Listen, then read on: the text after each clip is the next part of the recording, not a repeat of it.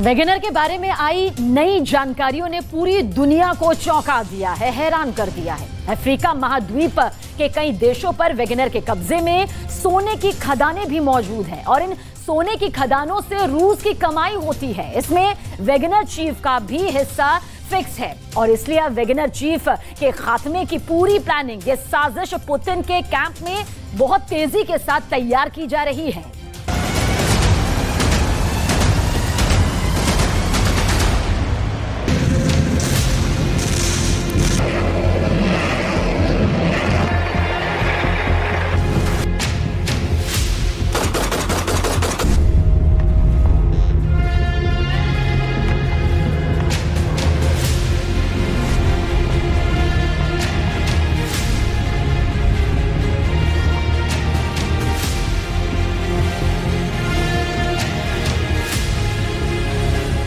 रूस के अंदर पुतिन का जलवा क्या है?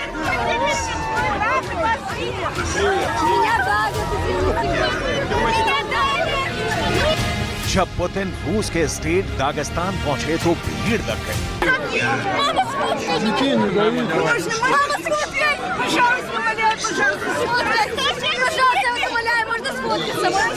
पुतिन की एक तस्वीर लेने के लिए भगदड़ सी मच गई।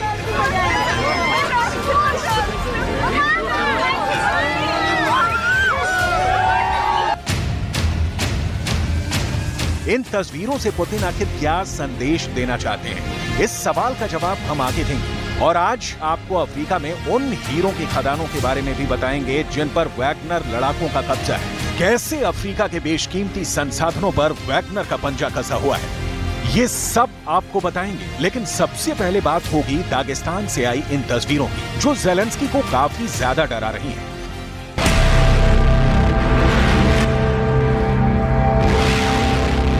बहुत खूनी युद्ध चल रहा है, रूस के सैनिक भी मारे जा रहे हैं, फिर भी रूस के अंदर पुतिन के रुतबे में कोई कमी नहीं आई। पुतिन की लोकप्रियता आज भी पूरी आन बान शान से कायम है। ज़ेलेंस्की के लिए इससे भी ज्यादा डराने वाली बात यह है कि पुतिन की ये फैन फॉलोइंग रूस के दागिस्तान स्टेट के अंदर है।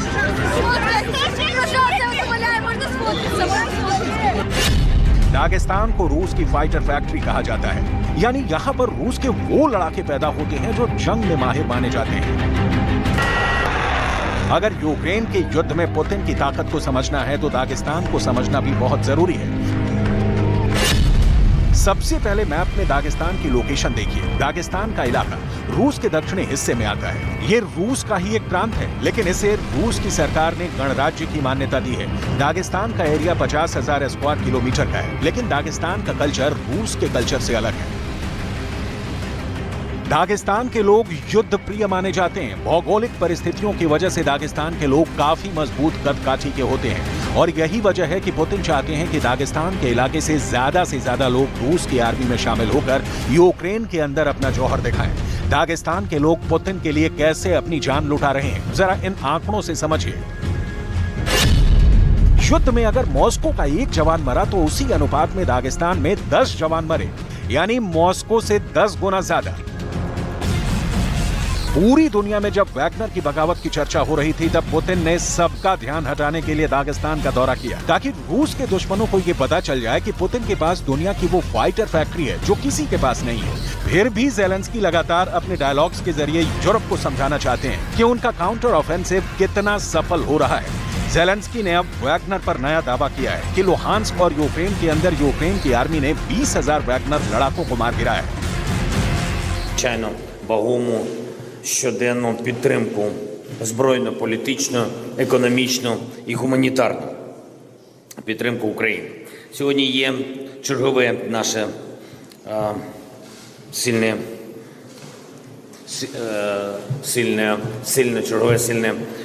рішення Литви придбати 2 установки протиповітряної оборони «Насамс» для їх передачі Україні. Дуже дякую. Це дійсно нам потрібно. वैगनर चीफ पिरोग्जिन ने जिस तरह दुनिया के खिलाफ बगावत की है, पुतिन को सबसे ज्यादा चिंता दुनिया के 2 दर्जन देशों में फैले वैगनर के नेटवर्क की है।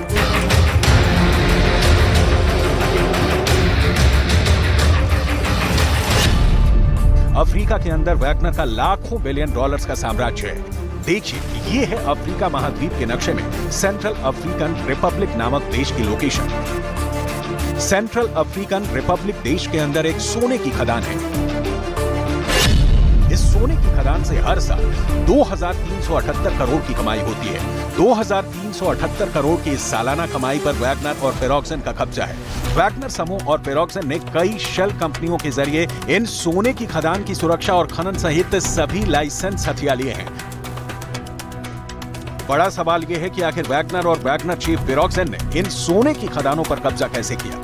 सवाल यह भी है कि आखिर पुतिन ने वैगनर चीफ फेरोक्सन के माध्यम से कैसे अफ्रीका के अंदर भी वैगनर आर्मी तैयार कर दी।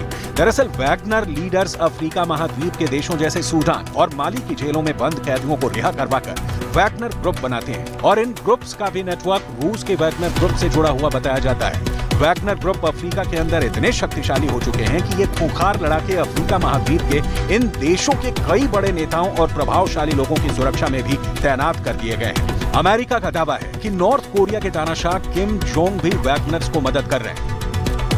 In part, because of our sanctions and export controls, Russia is searching for arms from foreign countries, including through Wagner. In recent weeks, we have seen North Korean officials falsely deny that they have provided arms to Wagner. As we have said publicly, North Korea delivered infantry rockets and missiles into Russia for use by Wagner toward the end of last year. So today, we are releasing some imagery of this initial delivery. America खुद परेशान है। Africa के कई देशों में Wagner फैल चुका है और वहां के संसाधनों पर कब्जा करता जा रहा है। मिसाल के तौर पर सेंट्रल अफ्रीकन रिपब्लिक देश के अंदर एक सोने की खदान है। इस देश की राजधानी बांगोई से 400 किलोमीटर दूर स्थित डेस्सिमा गोल्ड माइन में 2 साल पहले एक हाथ से खुदाई होती थी। सैटेलाइट इमेज से पता चलता है कि वैगनर यहाँ हैवी मशीनरी से काम कर रहा है। वो यहाँ से सालाना 4.2 टन सोना निकाल रहा है, जिसकी कीमत 2378 करोड़ रुपए है। अमेरिका की ही रिपोर्ट की माने तो अफ्रीका के इन देशों के अंदर वैगनर का इतना दबदबा कायम हो चुका है कि वैगनर लड़ाके बड़े पैमाने पर बलात्कार कर रहे हैं, बच्चों का अपहरण कर रहे हैं। कई गंभीर आपराधिक गतिविधियों में लड़ाके शामिल हैं। ये अफ्रीका में सरकारों को अस्थिर करके मानवाधिकारों के उल्लंघन का काम लगातार कर रहे हैं। समझना मुश्किल नहीं है कि वैगनर की हर हरकत पर अमेरिका की पैनी नजर है। लेकिन बाइडेन और उनके प्रशासन की तरफ से हमेशा इस बात का खंडन किया गया है कि वैगनर की बगावत में अमेरिका का कोई रोल है। लेकिन रूस के विदेश मंत्री लावरोव ने साजिश का एंगल ढूंढ निकाला है। लावरोव ने एक इंटरव्यू दिया है और इस इंटरव्यू में उन्होंने इशारों ही इशारों में कहा है कि बगावत की पूरी स्क्रिप्ट वॉशिंगटन में लिखी गई है। Внутренние дела России не планируют смену режима в России. Это сказал, по-моему, координатор по стратегическим коммуникациям господин Кирби. Но, зная послужной список Соединенных Штатов на предмет смены режимов, ну, такое, конечно, утверждение звучит, ну, я бы сказал, несколько искусственно. पुतिन को भी ये बात बहुत अच्छी तरह से पता थी कि वैगनर चीफ ने सड़क पर उतरकर जो हिमाकत की है, उसकी सजा सिर्फ और सिर्फ मौत है। इसकी एक वजह यह भी है कि वैगनर के माध्यम से अफ्रीका के संसाधनों पर रूस का कब्जा है और पुतिन नहीं चाहते कि अफ्रीका के अंदर रूस के हितों का कोई नुकसान पहुंचे। इसलिए भी पुतिन चाहते हैं कि वैगनर चीफ फेरोक्सन को मार दिया जाए। बेलारूस के राष्ट्रपति अलेक्जेंडर लुकाशेंको ने एक बयान दिया है कि विद्रोह की हरकत के बाद पुतिन चाहते थे कि किसी भी तरह वैगनर चीफ फेरोक्सन को मरवा दिया जाए, लेकिन समझाए जाने पर वो बहुत मुश्किल से माने। अगर फेरोक्सन को मार दिया जाता तो बात और ज्यादा बिगड़ सकती थी।